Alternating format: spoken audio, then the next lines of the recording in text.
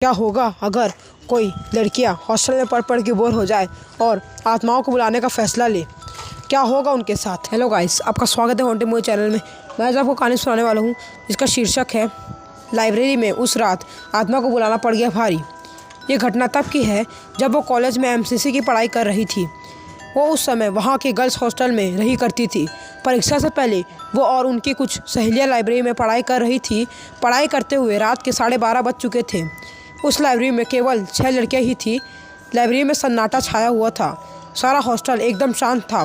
तभी उनमें से एक लड़की ने कहा कि बस यार, पढ़ के बोर हो गए हैं, क्या कोई नया गेम खेले जिससे दिमाग फ्रेश हो जाएगा और नींद भी आ जाएगी। सब उसकी बात से सहमत हो गए। उनमें से एक लड़की जिसका नाम पूजा था बोली कि चलो हम सब किसी आत्मा को बुलाते हैं।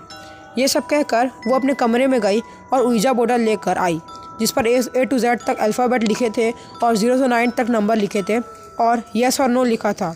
पूजा ने बोर्ड के चारों किनारों पर एक मोमबत्तियाँ जलाई और लाइब्रेरी की सारी लाइट बंद कर दी। फिर उसने सिक्का बोर्ड के बीच में रख दिया। उनमें से 2 लड़कियाँ तो डर के मारे बाहर कमरे से चली गई। बाकी चारों ने उस सिक्के पर एक उंगली रख दी। फिर पूजा ने कहा कि कोई डरना मत और यहाँ से उठना मत, वरना आत्मा नाराज़ हो जाएगी। अब पूजा बोलने लगी, अगर यहाँ पर कोई आत्मा है तो प्लीज़ हमसे बात करें। लाइब्रेरी में अजीब सा सन्नाटा और अंधेरा छाया हुआ था। अचानक लाइब्रेरी में कहीं से कोई आवाज़ आई। उन्होंने सोचा शायद कोई किताब गिरी होगी। उसी समय सिक्का हिला और जमशीद दीदी ने पूछा, क्या यहाँ पर कोई आत्मा है? तभी छत पर बंद पंखा हिलने लगा।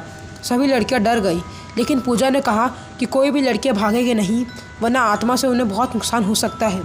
उसके बाद पूजा ने ऊपर देखते हुए कहा कि अगर कोई आत्मा यहाँ है तो हमसे बात करें।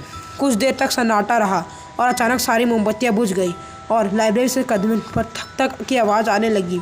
सभी लड़कियाँ डर के मारे भाग गई, लेकिन जमशीद दीदी पीछे रह गई और दरवाज़ा नहीं खोल पाई। अचानक उन्हें लगा कि कोई उन्हें पीछे की तरफ खींच रहा है। वो ज़ोर ज़ोर से रोने लगी और चिल्लाने लगी। उनकी आवाज़ सुनकर हॉस्टल की सारी लड़कियाँ जाग गई और उठकर लाइब्रेरी की तरफ आई। हॉस्टल वार्डन और सभी लड़कियां ने मिलकर दरवाज़ा खोला और दीदी को बाहर निकाला। इस घटना के बाद उन्हें आज तक लाइब्रेरी के डरावने सपने आते हैं और वो आज तक इस घटना को नहीं भूली।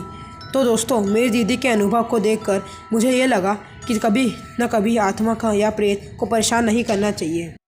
तो गाइस, ये कहानी आपको कैसी लगी? अगर ये कहानी आपको अच्छी लगती है तो प्लीज़ वीडियो को लाइक कर दीजिए और चैनल को सब्सक्राइब कर दीजिए। अगर गाइस आपको हमारी अन्य वीडियो देखनी है तो वीडियो में लिंक का डिस्क्रिप्शन लिखा होगा, प्लीज़ जाकर देख लीजिए। Bye guys.